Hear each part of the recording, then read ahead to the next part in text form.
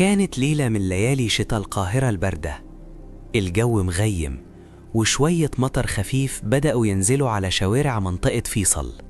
في شقة بسيطة في الدور الرابع كان عم محمود قاعد بيفطر فطار متأخر لأنه كان شغال وردية ليلية. بص في ساعته، كانت الساعة دخلت على 4 العصر. محمود نادى بصوت عالي وهو بيلبس جاكيت البدلة بتاعت الشغل وقال: يا كريمة، الواد زياد نزل الدرس ولا لسه؟ مراته خرجت من المطبخ وهي بتمسح ايدها في المريلة، وشها كان مخطوف شوية. نزل من بدري يا محمود، نزل من شوية عشان يلحق مراجعة الرياضة والعربي. بس غريبة، زياد ما كلمنيش أول ما وصل السنتر زي كل مرة.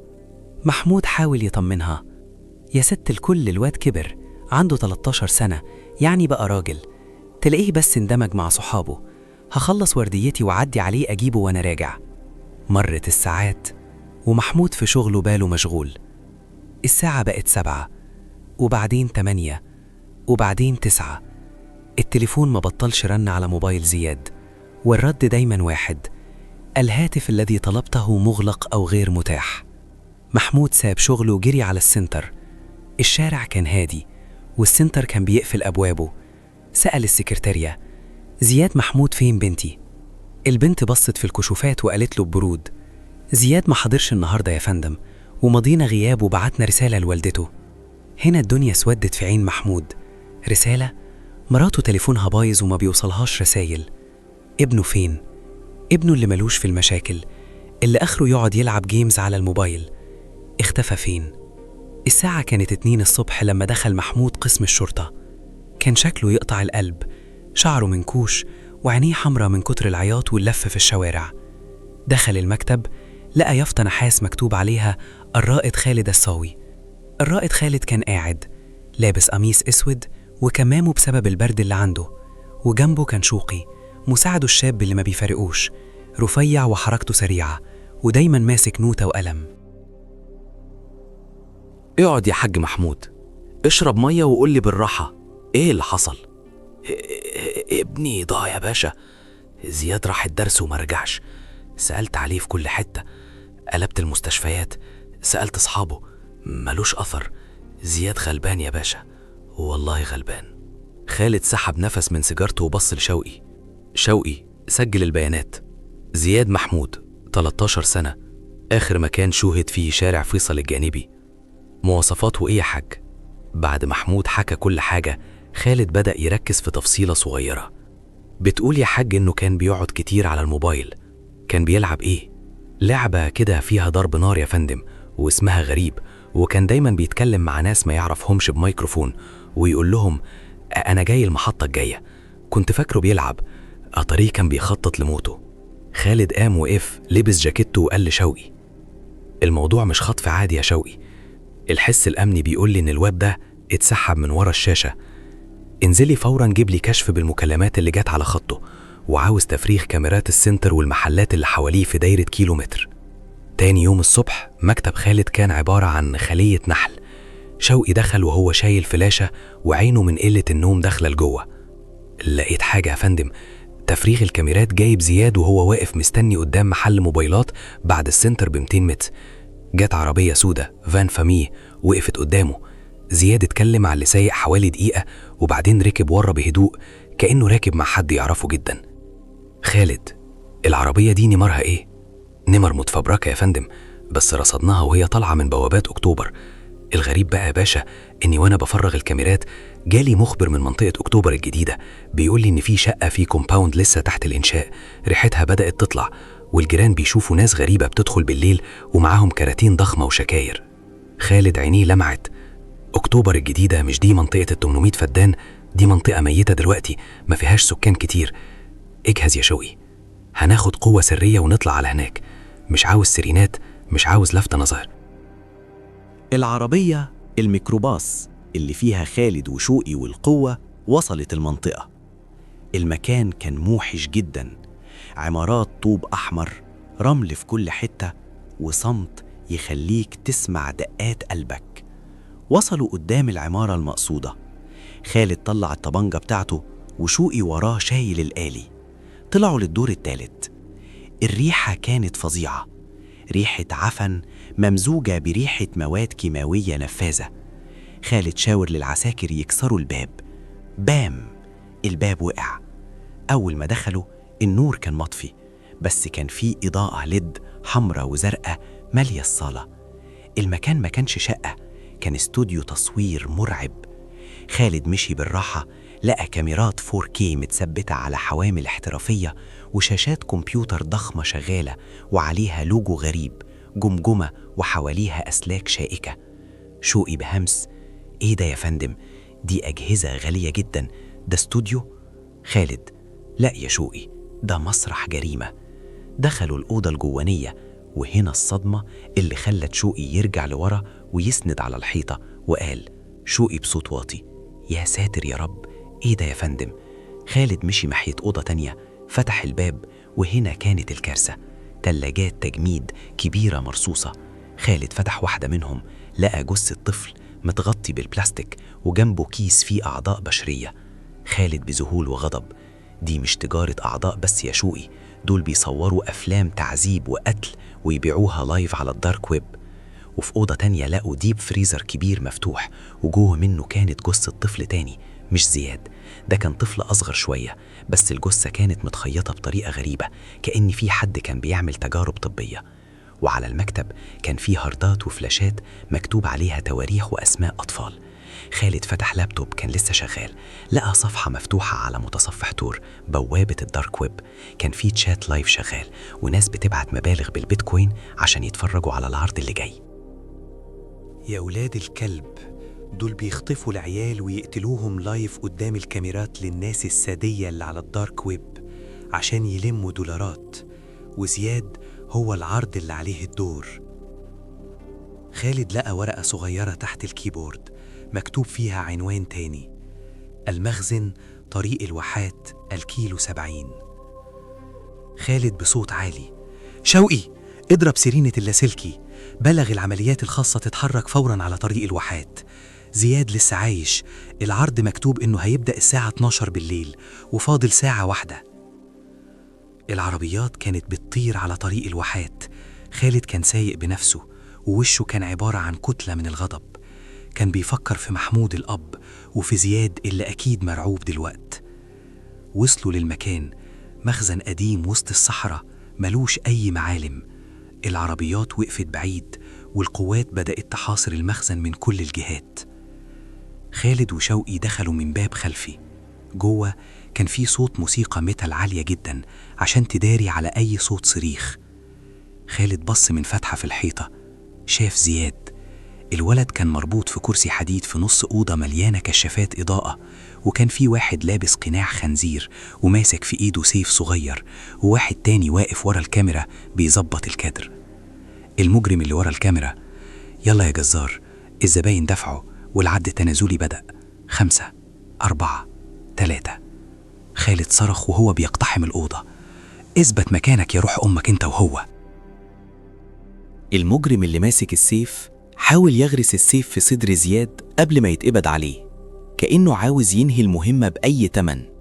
لكن رصاصة خالد الصاوي كانت أدق وأسرع، واخترقت كتف المجرم ووقعته الأرض وهو بيصرخ.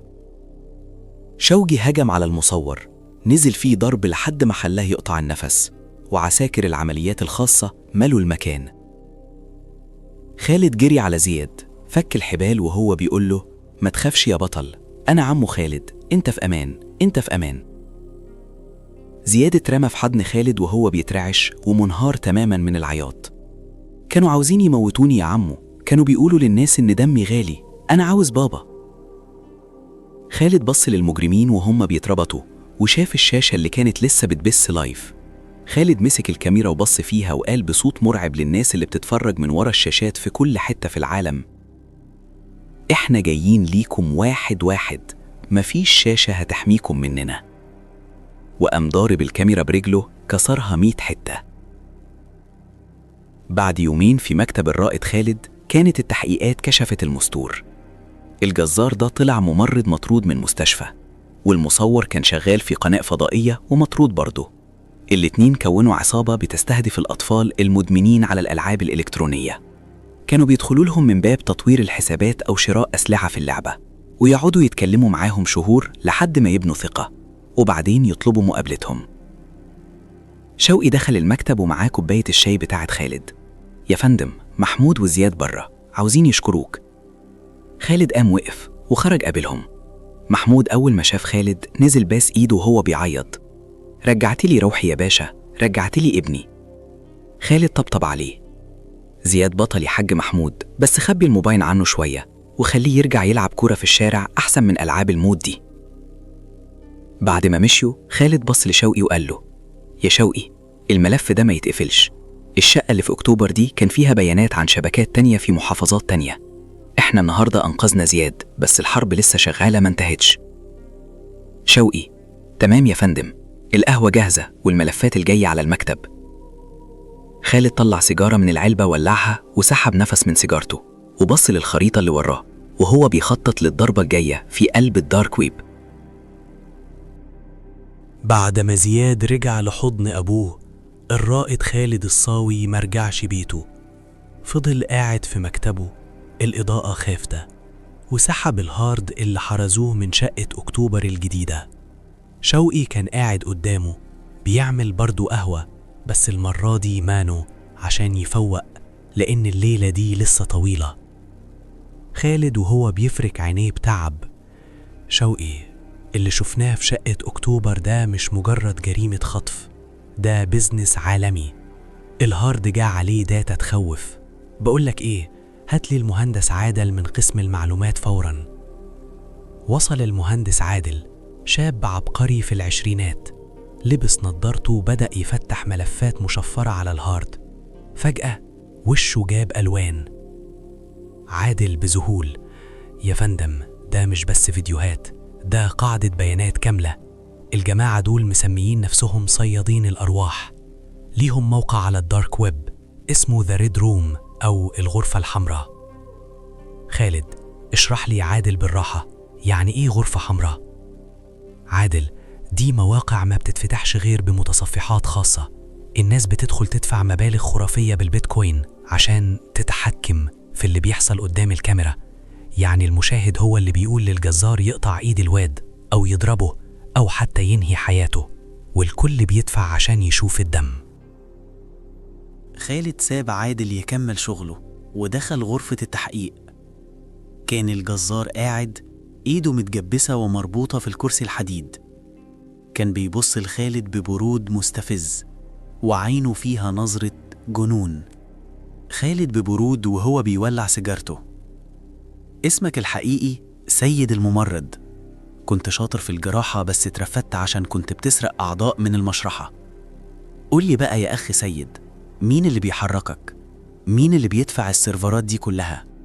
الجزار بضحكة باردة: انت فاكر انك لما قبضت عليا خلصت الحكاية؟ يا باشا أنا مجرد ترزي، يا دوب أقص وأخيط. في غيري كتير في كل بلد. الناس اللي بتدفع من ورا الشاشات دول ملوك وأمراء ورجال أعمال، هم اللي بيطلبوا وإحنا بننفذ. إحنا بنحقق ليهم خيالاتهم اللي مفيش قانون في الدنيا بيسمح بيها. خالد خبط بإيده على المكتب بقوة: العيال دي ذنبها إيه؟ عيل زي زياد كان بيلعب لعبة، إيه اللي يخليك كنت عاوز تقطع في لحمه؟ الجزار: السوق عاوز كده يا باشا، الدم الصغير سعره أغلى، والدارك ويب ملوش قلب. اللي معاه بيتكوين هو اللي بيسوق. بيتكوين؟ الله يلعن أبو البيتكوين. وخالد بيحقق مع الجزار. شوقي دخل عليه فجأة ووشه أصفر: يا فندم، المهندس عادل لقى حاجة كارثية على ملفات الشات. خالد خرج بسرعة: في إيه يا عادل؟ عادل: يا فندم، اكتشفت إن في جاسوس كان بيبعت للجزار تحركاتنا. في رسالة مبعوثة قبل ما نقتحم المخزن ب10 دقايق بتقول لهم الحكومة على الطريق، خلصوا العرض بسرعة واهربوا. خالد وقف مكانه. الصمت ساد الأوضة. يعني في حد وسطنا؟ خالد بص في عين كل العساكر والضباط اللي واقفين. الشك بدأ ينهش في الكل. خالد بهدوء مرعب: عادل، هاتلي الIP اللي بعت الرسالة دي دلوقتي حالا. بعد ساعة من البحث التقني المعقد، عادل صرخ: لقيته! الرسالة مبعوثة من راوتر قريب جدا من هنا. يا فندم، الرسالة مبعوثة من كشك سجاير قصاد الاسم. خالد وشوقي نزلوا جري. الكشك كان مقفول، بس خالد كسر القفل. لقوا جوه الكشك جهاز صغير مقوي إشارة وخط تليفون متصل بسيرفر خارجي. خالد سأل المخبرين: مين اللي كان بيقعد هنا؟ رد واحد: ده واد اسمه حمو، كان بيجيب شاي وسجاير للاسم بقاله سنتين. خالد: يا أولاد الكلب، كان وسطنا وبيدينا السجاير وبيسمع أخبارنا. بسرعة البرق خالد عمل تتبع لتليفون حمو ولقوه بيتحرك بسرعة على طريق السويس. المطاردة كانت سينمائية، عربيات البوليس ورا عربية نص نقل بيسوقها حمو الجاسوس. انتهت المطاردة في منطقة مخازن المينا في السويس. حمو نزل وهو بيضرب نار، لكن القوات حصرته. خالد مسكه من رقبته: مين اللي مشغلك يلا؟ حمو وهو بيفرفر: شركات بره، ناس كبار، أنا مجرد ديلر معلومات. السيرفر الرئيسي مش هنا يا باشا، السيرفر في قبرص. خالد رجع الاسم، قعد على مكتبه وبص لملف زياد اللي اتقفل، وبص لملف الدارك ويب اللي لسه مفتوح. اكتشف إن الشبكة دي ليها فروع في 5 دول، وإنهم بيستغلوا ثغرات في الألعاب الإلكترونية المشهورة عشان يوصلوا لبيانات الأطفال وصورهم. شوقي: هتعمل إيه يا فندم؟ الموضوع كبر وبقى دولي. خالد وهو بيطفي سيجارته: هبعت الملف ده للإنتربول، بس قبل ده لازم نوعي الناس. الحكاية مش حكاية واد ضاع ورجع، الحكاية إن فيه بيوت كاملة ممكن تتهد بسبب ضغطة زرار من طفل مش فاهم حاجة غير إنه عاوز يلعب. خالد قام، لبس مري وخرج، لقى زياد وأبوه واقفين مستنيينه بره عشان يطمنوا. زياد كان ماسك كتاب بدل الموبايل. خالد ابتسم له وقال له: خليك كده يا بطل، الحقيقة أمتع بكتير من الشاشات حتى لو كانت مرة. الرائد خالد الصاوي فضل واقف في بلكونة القسم بيبص على أنوار القاهرة الزحمة، وعارف إن وسط الزحمة دي في شاشات تانية بتنور بالليل ووراها ناس بتخطط لضحية جديدة. بس هو كمان كان بيخطط، لأن خالد الصاوي مش بس ضابط، ده حارس للأحلام اللي بيحاولوا يسرقوها. لحد هنا وقصتنا خلصت. زياد رجع لحضن أهله، والجزار وشبكته وقعوا في إيد العدالة بفضل ذكاء الرائد خالد الصاوي وإصراره. بس يا ترى القصة فعلا خلصت؟ الحقيقة المرة اللي لازم نعرفها إن العالم اللي ورا الشاشات ده غابة ما فيهاش رحمة، والوحوش فيها ما بيلبسوش لبس وحوش، دول بيستخبوا ورا أكاونتات فيك وصور ألعاب وكلام معسول. الدارك ويب مش مجرد خيال علمي، ده واقع بيتربص بأولادنا في كل لحظة بيفتحوا فيها الموبايل وهم لوحدهم في أوضتهم. رسالة الرائد خالد ليكم النهاردة مش بس حكاية بنسمعها، دي إنذار. خلوا بالكم من ولادكم، قربوا منهم، اعرفوا بيكلموا مين وبيلعبوا إيه. ما تسيبوش شاشة تكون هي المربي، لأن التمن ممكن يكون غالي قوي.